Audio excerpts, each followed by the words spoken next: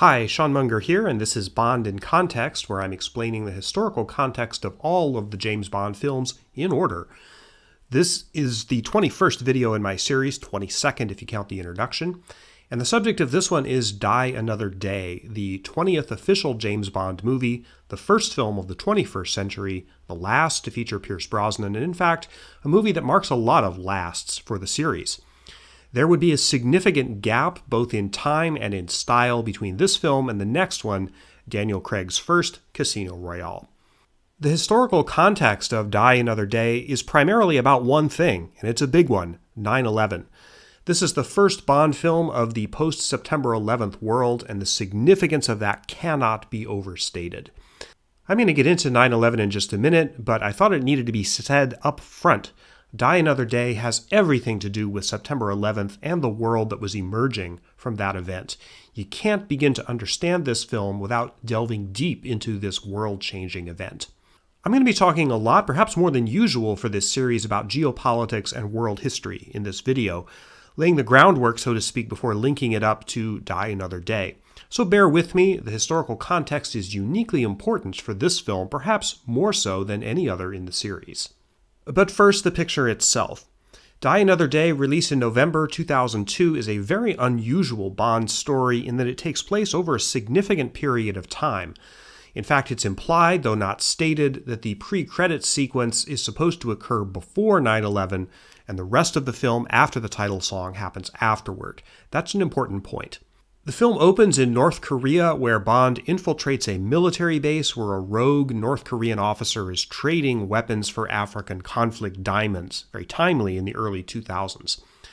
After the usual pre-credits action stuff, Bond is captured and spends 14 months being tortured in North Korea, these events shown in a stylized way during the title song performed by Madonna. After he's exchanged for a North Korean spy, the henchman of villain Tan Sun Moon, Bond goes off in search of what he believes is a mole in the British intelligence organization who he thinks set him up. Honestly, the plot doesn't make a whole lot of sense, but it ultimately involves a satellite that can focus the sun on a specific area, which is going to be used as a tool for an invasion of South Korea by North Korea. Bond also joins forces with an American agent, Jinx, played by Halle Berry, and famously there's some shenanigans involving the villain's melting ice palace and Bond's car, which is rendered invisible through Q's latest technology. Despite the plot being very hard to follow, Die Another Day bends over backwards to serve up action sequences one after another. And also, because it was released in the 40th anniversary year of the Bond film series, the picture tries to reference every previous Bond movie in one way or another.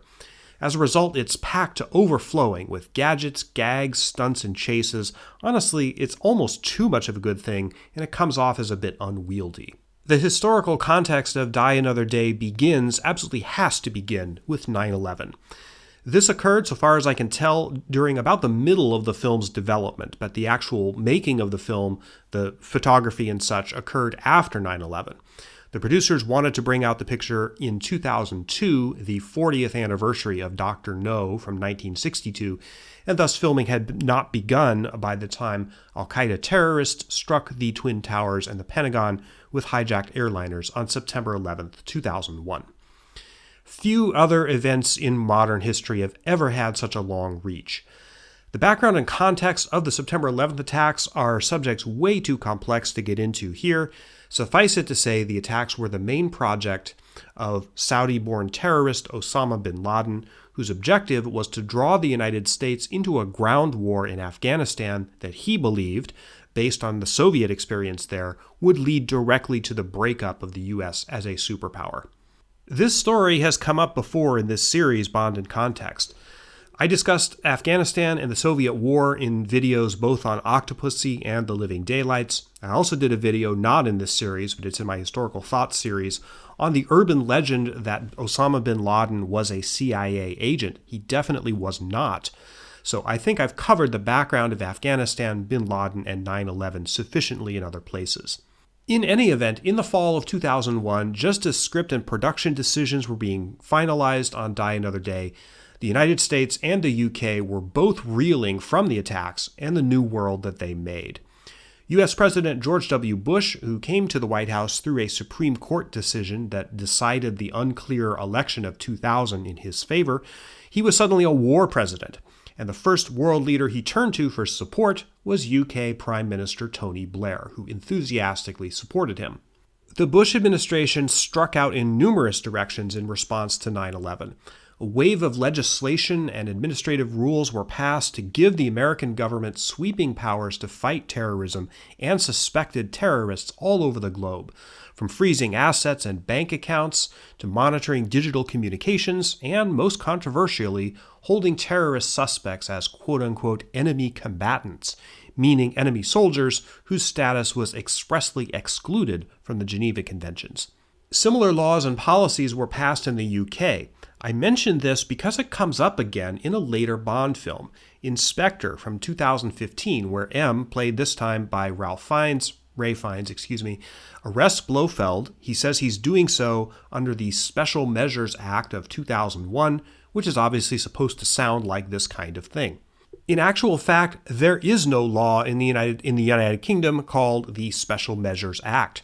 However, there was a real act called the Anti-Terrorism, Crime and Security Act, passed by the UK Parliament in November 2001, right after the 9/11 attacks, that was sort of Britain's answer to the Patriot Act, passed in the United States. This act was criticized at the time for being, quote, the most draconian legislation Parliament has passed in peacetime for over a century. The point is that there was a huge expansion of the national security state in the UK as well as the United States immediately and in direct response to the September 11th terrorist attacks. Paranoia about the terror attacks spread throughout the Western world in the months after 9/11. A lot of people's fears were similar to the kind of thing you'd hear in a Bond film. The idea of suitcase nukes, for example, small and portable nuclear weapons often imagined to have been bought, stolen, or assembled from elements bought or stolen from the former Soviet Union. We covered that topic in the last video.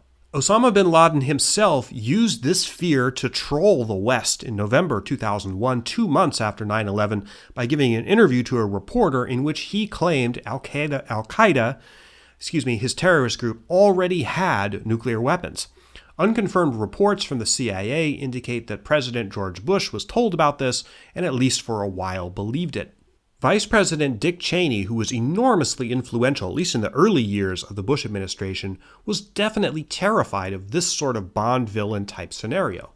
Many of his policy recommendations to Bush were aimed at eliminating even vanishingly small possibilities of terrorists attacking the U.S. with nukes or other weapons of mass destruction. Now, it's easy to assume that Bush was a malleable weakling, radio-controlled by Cheney or other various nefarious advisors who acted as sort of a Svengali directing Bush's actions, especially with regard to the attack on Iraq. This is a misconception, though. Bush was his own man who made his own decisions based heavily on his gut instincts. The problem was that his gut instincts were usually wrong. As for Bush's advisors, particularly those who guided him toward attacking Iraq, they suffered from tunnel vision. I'm speaking specifically of Dick Cheney and also Condoleeza Rice, Bush's first national security advisor. Almost all of these people's experience in foreign policy and geopolitics had come out of the late Cold War era, which saw the world very rigidly in binary terms. The world was split between the US and its sphere of influence and the USSR and its sphere of influence, a sort of chess game, with the two superpowers facing each other across a table. When the Soviet Union broke up in 1991, this binary thinking assumed that the world was still essentially binary, and that some new player was eventually going to sit down across the table from the US in the seat vacated by the Soviet Union. When 9/11 happened, people like Cheney and Rice, with their Cold War training, believed that this was what was happening. A coalition of terrorists and rogue states were banding together and sitting down in that opposite chair, and that was how the world was going to work going forward. Now, once you understand their thinking in this way, the policy pursued by the Bush administration suddenly makes a whole lot of more sense. On January 29, 2002, just after the filming began on Die Another Day, Bush gave his State of the Union address, in which he first used the phrase axis of evil, referring to rogue states Iran, Iraq, and North Korea. This speech usually gets the credit for introducing this concept. In fact, though 6 months later, Bush gave an even more important speech disclosing his thinking along these lines. In June 2002, while Die Another Day was approaching the end of filming, Bush gave the commencement address at West Point. He did not use the phrase axis of evil in this speech, but he did say this: "We are in a conflict between good and evil, and America will call evil by its name. By confronting evil and lawless regimes, we do not create a problem, we reveal a problem, and we will lead the world in opposing it." The flaw in this idea was seeing terrorists and rogue states, which expressly included Iraq, as essentially interchangeable. Bush grossly overstated the ability and willingness of rogue actors to cooperate with each other, such as by sharing weapons of mass destruction. There was very little evidence of cooperation between al-Qaeda and the governments of Iraq or North Korea, for instance, but the binary chess game view of the world made the distinctions between the rogue actors basically irrelevant. This was the tragedy in Bush's post-9/11 vision. During the second half of 2002, as Die Another Day was finishing production, the governments of the US and the UK were both pushing toward an invasion of Iraq and the removal of Saddam Hussein from power, which did eventually happen in April 2003. In this process, Tony Blair, the British Prime Minister, was critical. In fact, I think the evidence shows that Blair was even more committed to the idea of invading Iraq and committed to it even earlier than Bush was. I know that sounds far-fetched, but I believe the evidence supports it. As I mentioned in the last video, Blair believed in a kind of aggressive military humanism, using military force bluntly to intervene around the world for humanitarian reasons, such as removing dictators or stopping genocides. Blair and the previous U.S. President Bill Clinton had had some success with this approach, in Kosovo, particularly in 1999, and I discussed that in the last video. Blair himself spearheaded British military intervention in Sierra Leone in West Africa in May 2000. In June 2001, 3 months before 9/11, Blair and his Labour Party were re-elected in another landslide victory that cemented the public's general stamp of approval on him and his governing approach. This would backfire badly after 9/11. When Bush began floating the idea of attacking Saddam Hussein in late 2001, Blair's aggressive military humanism kicked in something fierce. He saw the situation in primarily humanitarian terms, and he saw it as binary. Is the world better off with Saddam Hussein in charge of Iraq or without him? Obviously, he decided, well, without him. That was the basis of Blair's decision to go to war in Iraq, joined to the hip with Bush. He clearly discloses this in his memoirs. What Blair did not do was engage in any sort of cost-benefit analysis of that decision.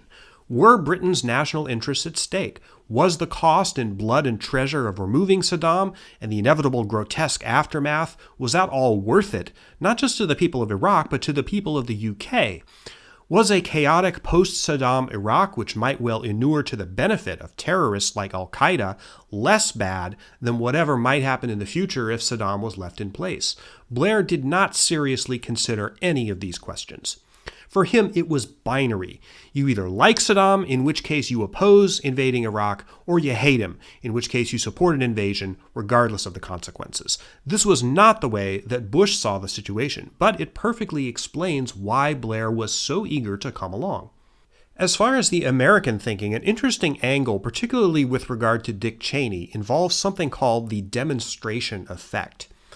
Cheney apparently believed that attacking Iraq was a good idea, not because Iraq had anything to do with 9/11, but because the other rogue states in the axis of evil, Iran and North Korea, would look at an American invasion of Iraq and say, uh-oh, they're really willing to do that, and the next time it could be us, so we better not give WMDs to terrorists. Of course, this is nonsense.